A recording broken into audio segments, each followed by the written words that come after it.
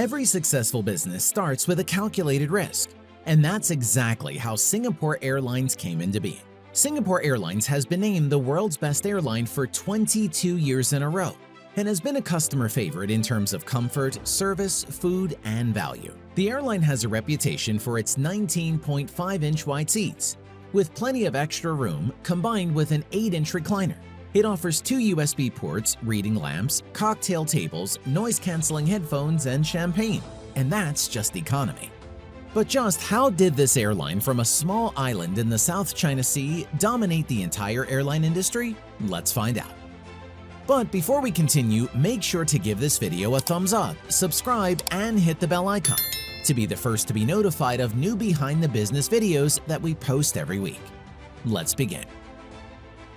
The history of Singapore Airlines can be traced back to the Malayan Airways all the way back in 1947. Unlike most other airlines, Singapore Airlines was founded by an association formed between 2 steamship companies and Old Imperial Airways, because they wanted to capitalize on the airway market. This airline was called the Malayan Airways, and it mostly focused on the British colonies of the region. The airline's maiden flight was a chartered flight from the British Strait settlement of Singapore to Kuala Lumpur on 2nd April 1947, using an Airspeed Consul twin-engined aircraft.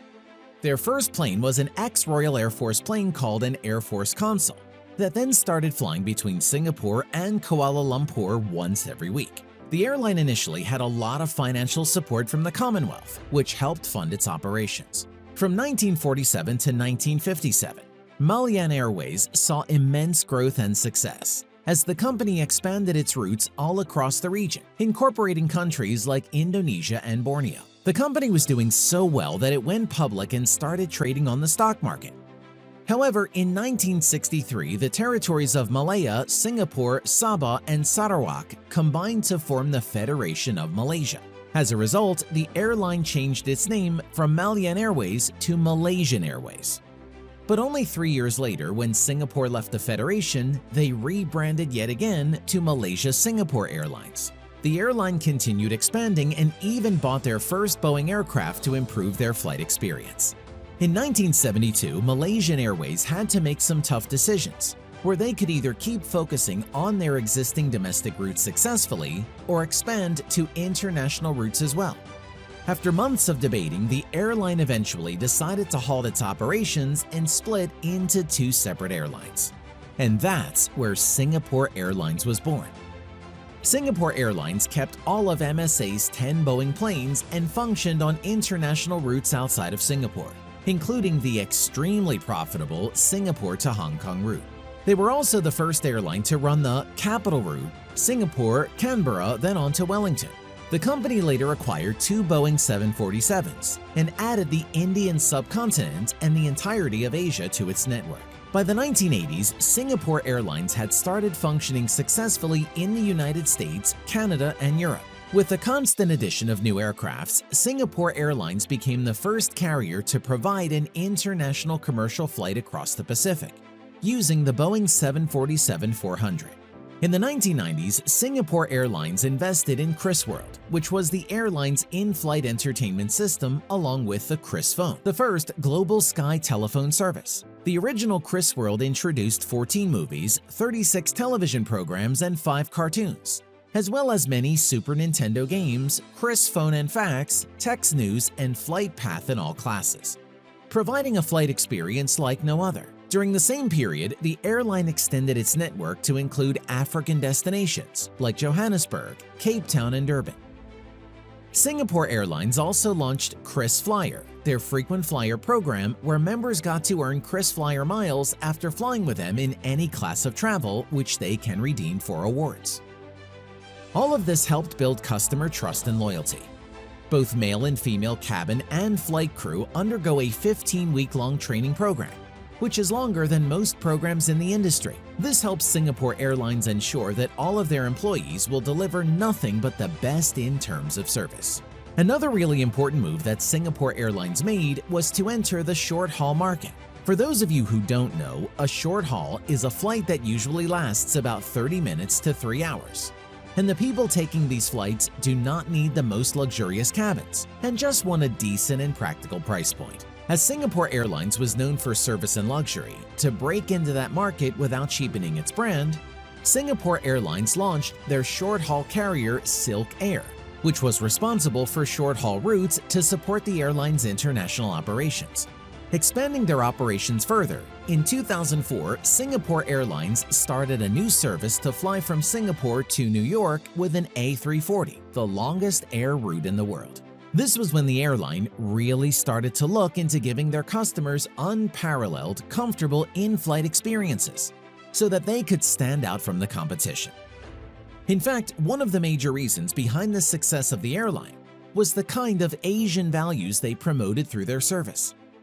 The airline's commitment to innovation is what helped the company make a reputation for itself in the industry. The success that Singapore Airlines garnered was largely due to the airline placing importance on teamwork and the pursuit of excellence.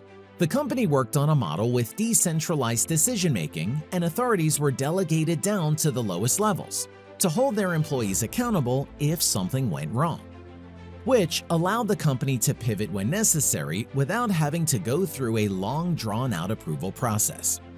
This really sped things up and helped the country progress quicker.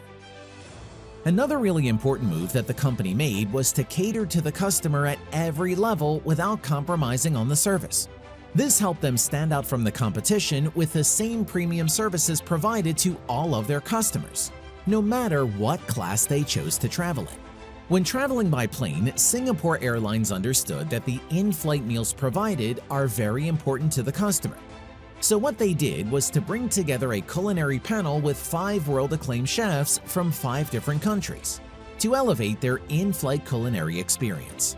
As we moved into the 2000s, Singapore Airlines changed the game once again by becoming the launch customer for the Airbus A380, the world's largest commercial aircraft. And as if that title wasn't enough, Singapore Airlines took the title of having the world's largest fleet of A380s. And with so much room on their aircrafts, the airline really started to experiment with their first class and business class experiences. The airline would quickly halt services and technologies that their customers did not prefer, and focused on improving their in-flight customer experience through the quality of their service, food, and comfort. For this very reason, Singapore Airlines converted its 5 Airbus A340-500 aircraft from a 64 business class, 117 premium economy class configuration to a 100-seat all business class configuration for its routes to Newark and Los Angeles. Riding off of all of its success, the top management understood that branding in the right market was key. And on 15 April 2014, Singapore Airlines announced that it would become the title sponsor for the Singapore Grand Prix, taking over Singtel, who had sponsored the event since 2008. This move paid off very well, as both Singapore Airlines and Formula One were playing in the same target market, and that was the high-end luxurious lifestyle. This partnership boosted the Singapore Airlines brand and cemented its name as the world's top airline carrier around the world. The partnership further proved that both brands were a match made for each other, as in August 2015, the airline announced that it would extend its sponsorship for another 2 years until 2017, and then a further extension till 2021, adding immensely to its brand image and recognition. Around the same time on 21st May, the airline unveiled its new premium economy class seats and in-flight offerings. An investment of nearly $80 million went into developing their new cabins as per the feedback of their customers. The same year, Singapore Airlines made giant strides when the company operated its first ever charity flight, treating more than 300 people to their luxury flight experience for 3 hours. As far as the future goes, Singapore Airlines has recently launched their new direct service from Singapore to New York, using their long-range Airbus range. The company is also planning to open up more long-haul routes to grow their customer base and continue with their never-ending success.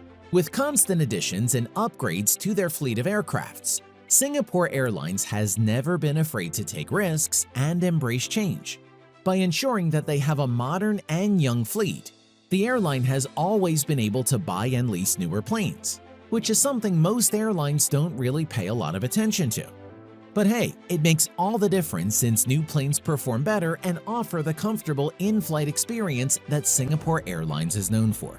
Singapore Airlines has had a pretty long journey over the years, but the one thing that the company has always retained is consistency. Whether it's their brand image, customer service, or innovation, Singapore Airlines has become an icon not just for the country of Singapore, but for all of Asia. In fact, the company has won the most awards compared to any other airline. This includes the World's Best Cabin Crew Service from the Business Traveler Asia Pacific Awards for 23 consecutive years, proving that the airline is dedicated to doing things differently. Even during the COVID-19 crisis, the strong brand image, reputation, and service that the company has built up over the years has helped it to stay afloat, and is probably why they have and will manage to survive and dominate the airline industry for many years to come. So, which airline do you think is your favorite airline? Do let us know in the comments down below. If you enjoyed this video, make sure to give it a thumbs up, subscribe, and hit the bell icon to be the first to be notified of new behind-the-business videos we post every week. Be inspired, and we will see you in the next one. Since you made it all the way to this point, here are 2 more videos that we know you are going to love. Go on, click on it. You know you want to.